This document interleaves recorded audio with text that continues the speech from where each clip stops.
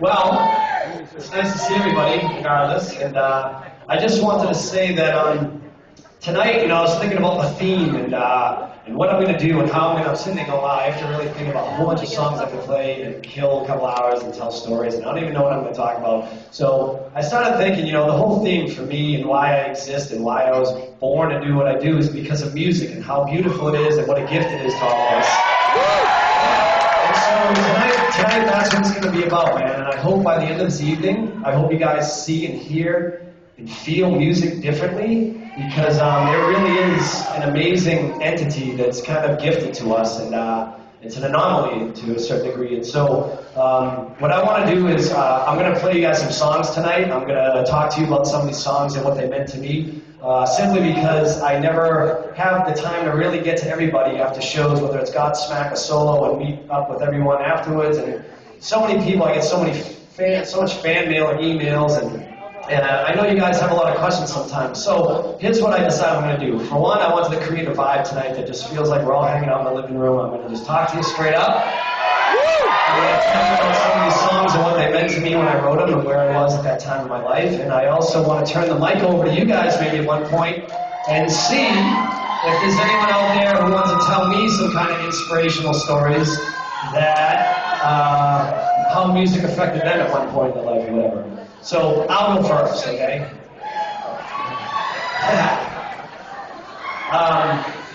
I'll give you a quick snapshot of my life and where I came from, for those of you who don't know. I was born and raised in a city about 30 minutes north of Boston, Massachusetts, called Lawrence. And if you were from there, you totally wouldn't be applauding that city, trust me. But it was a very rough neighborhood for me, and it was a very rough childhood for me, and it wasn't always the best of times, but I really feel that it shaped and molded me to become the person that I am today.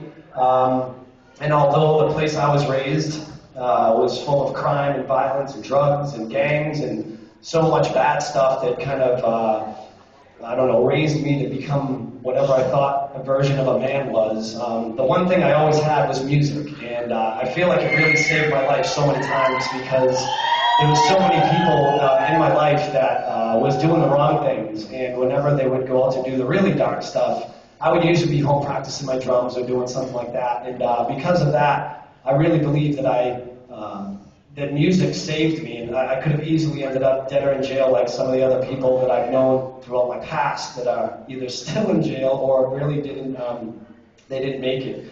And so I was always very grateful for music, and not knowing what my purpose was at that time. Obviously, I didn't have a record deal, I wasn't successful, but I just had a passion for it. And as I kind of went on in my life, my dad, he's been a musician, still is. He's been a trumpet player his whole life. And then I found out through rehabilitating my relationship with my father that my great uncle, who was my grandfather's brother, was a famous composer in Sicily in the early 1900s. And so I thought it was really cool to find out how far back my music bloodline went, and that this was really, I was destined to be a musician. And so, as I got into my teens and I got out of the, I was going through I was a punk.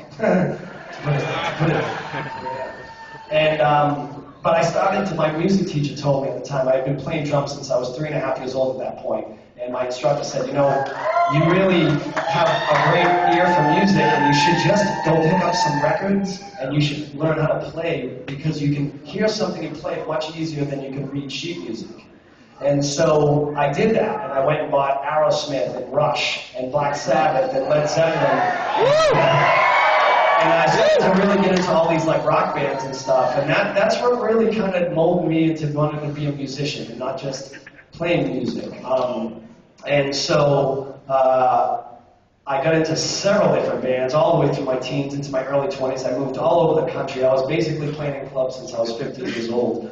And fast forward X amount of years later, I had been playing drums for 25 years at that point, and I couldn't get a deal. It was just unbelievable. And I was really tired of taking direction from other leaders in the band. So one day I decided to put a band together, and I called a guy named Robbie Merrill up, who's still currently in the bass player. I'm also dry, I'm so nervous.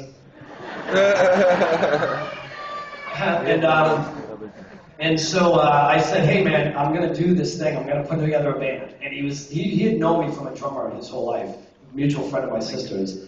And he was instantly, boom, I'm in. Whatever band you're going to start, I'm in. He really had a lot of respect for me as a drummer. And I go, yeah, well, hold on a second. I'm not going to play drums. I'm going to sing. And I swear to you, I heard the phone like hitting every step on the way down. And so whatever. He said, okay, all right, we'll give it a shot. We got this guitar player. We started playing. It was a 3-piece. And I would take the music home that we recorded and I would write lyrics. And that's how I first started getting into becoming a frontman. And it was then that I really noticed how important music was, because a friend of mine had taken his life through a relationship, and I was so upset about it. I ended up writing these lyrics, and I remember sitting on the floor that day. I was so upset. I was crying. It was a really bad day for me, and it was right then and there that I realized how powerful music could be for me, because it allowed me to vent my feelings and it made me feel better, and I got this beautiful song. So I'm not going to play you that song, but I am going to tell you that before I play you this next song, I just want to give you, again, a quick snapshot of what happened from that point on. We went into a studio, we recorded a handful of songs. I believe it was something like Moon Baby, Now or Never, and so I swear to you, I had never sang yet, never.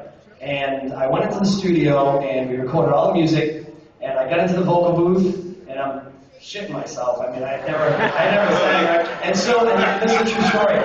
I hadn't even got one sentence into the song, and my bass player walked right out the door. I just watched him leave, just totally walk by the glass, and he was just rolled his eyes, and I'm like, hell, I'm gonna get this. Like, just give me a minute here. I gotta warm up. Like, oh, of course. And so whatever, years and years later, you know, I kept pushing through and paid attention to some of my idols like James Hetfield and Steven Tyler and some of the people that I worship. And I got better and better at it, you know. And then Godsmack was born. And I'll tell you something real quick about this. Success, it's a very tricky thing, you know. People see it as such a glorified life. And I just think that it's one of those things that can be very tricky, because as you get your success, as you get the things that you want in your life, the demons come out, right? And you're living this life of fame and fortune, and all of a sudden the band's on the road for about 3 years straight. We never went home. I don't remember seeing my bed for at least 3 years. And of course you start mixing that with drinking and a lot of fighting, and then before you know it, the band was like this close to breaking up. I remember there was times where I didn't even speak to them for 2 weeks. And we were on the road together. I waited for them to go to the stage before I even came out of my dressing room. And it was a very bad place for us to be, and it created a lot of isolation and loneliness. And during those times, I would sit in my dressing room a lot with a guitar, and I would write songs. And some of the songs weren't the most uplifting songs, but again, they really helped me vent all my, you know, negative energy and release the demons, so to speak. And so instead of doing the wrong thing during those times, we sat down and we really discussed breaking up. It was right during the Awake record, and instead of doing the wrong thing, we decided to let go of the egos and the pride and do the right thing, and we went and got some help. And there was a lady who worked with us, and she really helped us regain our brotherhood and that kind of thing. And so from that point on, we just decided, you know what, the best thing to do is what's right for the fans, and we should stick together and make this band work. And we did. And we got to the other side of it. And now I'm very happy to say that this band, okay, my story's done, but I want to just tell you, this band, in case there's any rumors going around about if this is the beginning and the end and why I'm doing solo shows, this band right now is getting along better than we ever have in our life. I promise you.